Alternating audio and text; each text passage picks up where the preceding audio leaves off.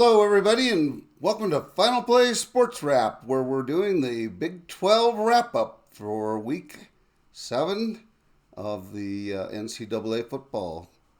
I've got to apologize. I was not here last week. I did not do a vlog, so I am 2 weeks delayed. I was too busy playing 114 holes of golf in 4 days out in Hilton Head. Great time, but body's a little sore.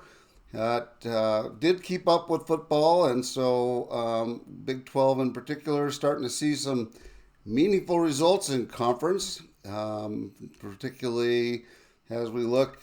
Texas Tech and BYU remain undefeated and both moved to the top of the Big 12 standings at 3-0. They're joined by Cincinnati, who is also 3-0. Texas Tech demolished Houston in Week 6 and did the same against Kansas in Week 7. Texas Tech is number 2 nationally in scoring offense at 48.6 points a game. They're number 4 in scoring defense at 11.2 points a game. They're 9th in total defense, 14th in third down conversions. I guess spending $30 million on your roster does have some benefit. Kansas falls to 2-2 after beating UCF in Week 6. BYU beat West Virginia at home in Week 6 and then followed that with a 33-27 win in double overtime over Arizona down in Tucson. LJ Martin rushed for 162 yards and 1 TD on 25 carries for the win. Parker Kingston had 5 receptions for 117 yards and a TD. Arizona now falls to 1-2 in conference. Cincinnati at 5-1 and 3-0 in conference is starting to look like the real deal. After upsetting Iowa State 38-30 in Cincinnati, and then following that up with a 20-11 victory over UCF. Cincy got out to a 20-3 lead before giving up a fourth quarter TD. Cincinnati is now ranked 24th and gets Oklahoma State next week. UCF 3-3 on the year and has lost the last 2 weeks and drops to 0-3 in conference. So 3 losses, right on the verge of not having any chance to win the conference this year. So hopefully they can get that straightened out. Utah jumped into the top 25 again. They are 5-1 overall, 2-1, and they remain in the title chase as they beat number 21 ASU this week, 42-10. ASU played without star Sam Levitt, who was out with a foot injury, and quarterback Devin Dampier from Utah only passed for 110 yards in the game, but ran for 120 yards on 10 carries and 3 TDs. Arizona drops to 4-2 on the year and 2-1 in the Big 12. Colorado upset number 22 Iowa State this week, 24-17, as Caden Salter had 255 yards passing and 2 TDs and ran for another 57 yards. Iowa State was just 2 of 12 on third downs. That is pathetic. CU moves to 3-4 on the season, 1-3 in Big 12. Iowa State now is 5-2 and 2-2. Houston beat Oklahoma State this past weekend, 39-17. Connor Wegman was 21 for 30 for 306 yards and 2 TDs for the Cougars. Amari Thomas had 7 catches for 157 yards.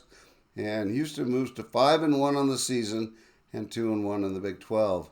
For Oklahoma State, well, it doesn't seem like a UCLA miracle is in the books for them. UCLA changed their coach and have beaten Penn State and Michigan State in successive weekends now, so they've gotten their act together. But the coaching change has just resulted in more of the same for the Cowboys as they fall to 1-5 for the season and 0-3 in the Big 12. KState got back on the winning side after losing a heartbreak to Baylor in Waco in Week 6. They beat TCU 41-28 in Manhattan. Avery Johnson had 198 passing and 3 TDs. Joe Jackson had 110 yards rushing. Josh Hoover threw for 376 yards and 3 TDs for the Horned Frogs, but also had 2 interceptions. TCU also lost a fumble on a kickoff return and had 8 penalties. We've talked about it here many times. You cannot turn the ball over 3 times and have 8 penalties and expect to win. So that's it for the games that were played. West Virginia and Baylor had bye weeks, and now we can look ahead at next week's schedule. Arizona at 4-2 and 1-2 in conference travels to Houston, 5-1 and 2-1. Houston is favored by 1.5 points. I would take Houston and give the points. Baylor at 4-2 and 2-1 travels to TCU. That 30-minute, 1-hour ride up the road. TCU is 4-2, 1-2 in conference. The line is TCU favored by 2.5. I think TCU wins this game. So we'll see what happens there. West Virginia at 2-4 and 0-3 in conference travels to UCF, 3-3 and 0-3 in conference. Somebody's going to get a conference win.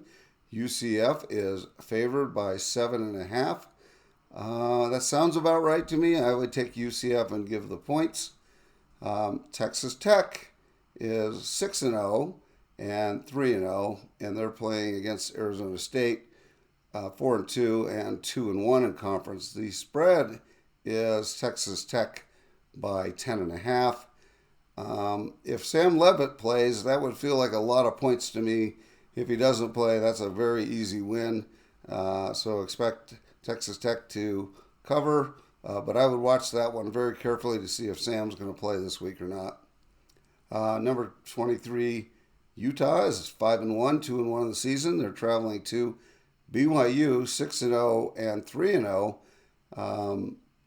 BYU is a 3.5-point dog to Utah at home. So that's going to be a very exciting and interesting game. Besides being sort of a border war, they live, 30 minutes apart, those two schools. And so it's going to be very interesting. Utah is a great offensive team, but BYU is a pretty good defensive team. I kind of lean towards BYU in this. I think I would take BYU and the points. So that's where I'm going with that. And then we've got number 24, Cincinnati, who's 5-1 and 3-0 in conference. They've got Oklahoma State, 1-5 and 0-3 in conference. They're favored by 21.5. And I think I would take Cincinnati and give the 21.5. So that's it. There's 4 teams on bye week.